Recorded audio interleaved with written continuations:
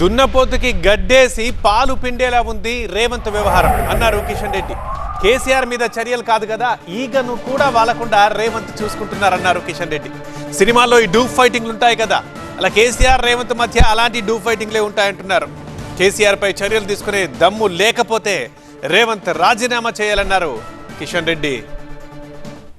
CM పదవికి ఒక విలువ ఉంటుంది, కానీ అదేమీ లేకుండా గాలి మాటలతో ఉత్తర కుమారుని మాటల్లాగా వ్యవహరిస్తూ ఉన్నారు.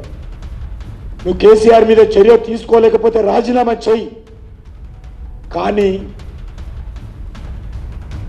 అనవసరంగా నువ్వు ముఖ్యమంత్రిగా ఉంటూ ఆ బాధ్యతలు ఇంకోళ్ళ మీదకి నెట్టేయు.